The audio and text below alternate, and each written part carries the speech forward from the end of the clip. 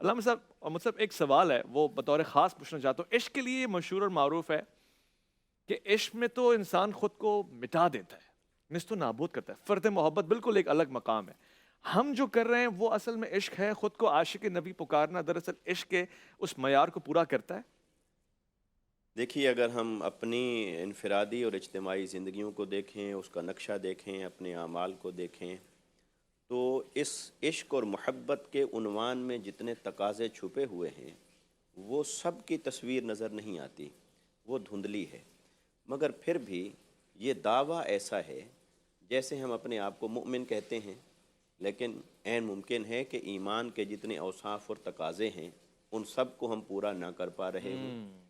ہم اپنے آپ کو متقی کہہ سکتے ہیں، مگر جتنے تقویٰ کے تقاضے ہیں اس معیار پر پورے نہ اترتے ہوں۔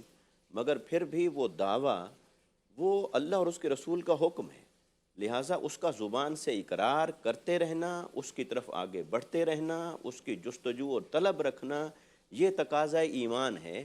اس لیے اپنے آپ کو عاشق کہنا بھی جائز ہے، اور اس عشق کی اور اس کی تقاضوں کی طرف بڑھتے رہنا، کوشش کرتے رہنا، وہ بھی اسی طرح بجا ہے۔ اچھا، میں اس بات کو یوں لیتا ہوں کہ دیکھیے، اللہ رب العزت نے حضور نبی اکرم صلی اللہ علیہ وسلم کی محبت کا ذکر بھی فرمایا، اپنی محبت کا ذکر بھی فرمایا۔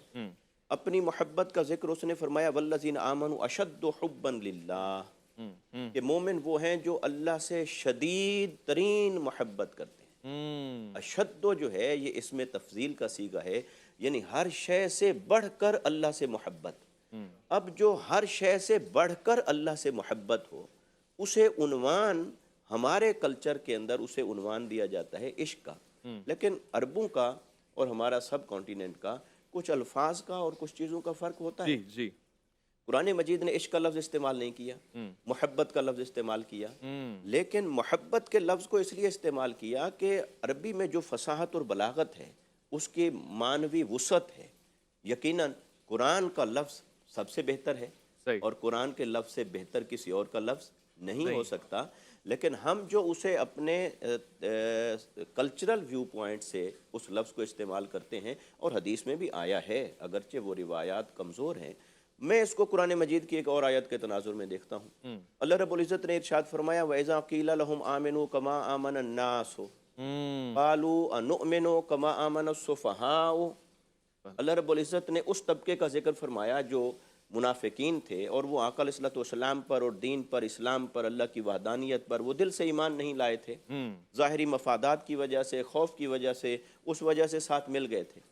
تو اس طبقے کا قرآن مجید نے سورہ بقرہ میں جو نشانیاں بیان کی، میں اس ایک لفظ کی طرف صرف توجہ چاہتا ہوں آپ کی اور اپنے سامعین کی، کہ قرآن مجید فرماتا ہے کہ جب ان سے کہا جاتا ہے تم بھی اس طرح ایمان لاؤ جس طرح دوسرے لوگ ایمان لائے۔ اب دوسرے لوگ اس دور میں جو ایمان لائے وہ کون تھے؟ وہ صحابہ کرام تھے۔ جی، تو اس سے معلوم ہوا کہ قرآن کی نظر میں جو آئیڈیل ایمان ہے وہ صحابہ کرام کا ہے۔ ہاں قرآن دعوت دے رہا ہے بھی ایمان لانا ہے تو اس طرح لاؤ، ہاں، جس طرح یہ حضرت بلال، حضرت جابر بن عبداللہ، حضرت عمار بن یاسر، صدیق اکبر، عمر بن خطاب، عثمان بن عفان، علی المرتضیٰ، یہ ایمان لائے، اس طرح لاؤ۔ اب اس کے جواب میں وہ کیا کہتے ہیں؟ وہ کہتے ہیں قالوا انؤمن کما آمن السفہاء، اے ہائے، کیا ہم اس طرح ایمان لائیں جس طرح یہ بے وقوف ایمان لائے؟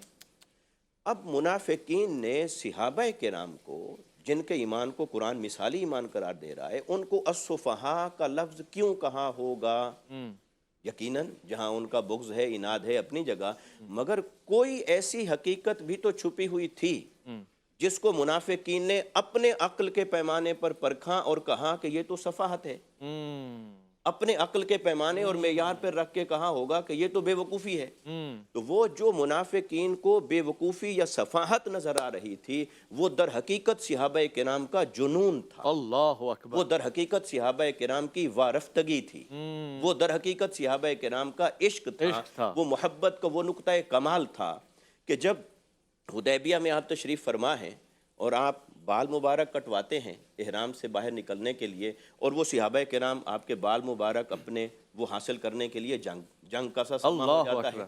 آقا علیہ السلام وضو فرماتے ہیں اور آپ کے جسم اطہر سے جو پانی کا قطرہ مس ہو کر زمین کی طرف جانے لگتا ہے، کوئی اسے زمین تک نہیں جانے دیتا، وہ اپنے ہاتھوں اور چہرے پر مل رہے ہیں اور اسے اپنے سینوں پر مل رہے ہیں، اور جسے وہ پانی میسر نہیں، وہ اس ہاتھ کو تلاش کر رہا ہے جس ہاتھ پر وہ پانی مس ہو چکا تھا۔ اللہ اب اس منظر کو جب کسی منافق نے دیکھا ہوگا ہاں تو وہ اس پہ کومنٹ کیا کرے گا؟ ہاں وہ صفحہ کہے گا کہے یہ گا، تو بے وقوفی ہے۔ صفحہ کہے گا۔ نبی صلی اللہ علیہ وسلم کے کہنے پر ایمان لانا اتنا کافی ہے۔ ان کے ویسے صاحب اس روایت سے پتہ لگتا ہے کہ صحابہ کرام تبرکات کے بھی قائل ہیں۔ یقیناً اللہ تبرک کا تو قرآن میں اور حدیث میں ذکر ہے۔ قرآن میں حضرت یوسف علیہ السلام نے اپنی قمیص مبارک بھیجی، اللہ اکبر۔ تو لہٰذا اس میں اس نقطے کو کمپلیٹ کرنا چاہتا ہوں کہ جب کوئی دیکھتا ہے صحابہ کرام کے اس عشق کی انتہا کو، جنون اور وارفتگی کو، عشق کو، عنوان اسے کوئی بھی دیا جائے، حقیقت وہی ہے کہ ہر شے سے بڑھ کر محبت آقا علیہ السلام کی ذات کے ساتھ۔ تو جب کسی دیکھنے والے نے اس شے کو دیکھا، اس منظر کو دیکھا، تو اس نے یہ کہا کہ ایمان لانے میں تو اتنا کافی تھا کہ ان کے کہنے پر اللہ کو مانا، ان کے کہنے پر نماز پڑھ لی، ان کے کہنے پر روزہ رکھا، ان کے کہنے پر قرآن کو مان لیا۔ یہ وضو مبارک کا پانی یہ سنبھالنا، حتیٰ کہ پسینہ مبارک سنبھالنا، بیٹیوں کو جہیز میں عطر بنا کے اللہ دینا، اکبر۔ یہ سب کہاں کا تقاضا اللہ ہے؟ اکبر۔ تو اللہ رب العزت نے فرمایا وہ جس تم محض عمل اور خشک عمل کی بات کو محض اسے ایمان اور دین بنائے بیٹھے ہو، مجھے اس کے ساتھ یہ جنون بھی چاہیے، یہ وارفتگی بھی اللہ چاہیے، اکبر، یہ محبت یہ بھی مزاج بلال بھی چاہیے، تب ہوگا، یہ ادائے تب بزر جا بھی کر چاہیے۔ ایمان کا نقطۂ کمال۔ بھائی کمال ہے۔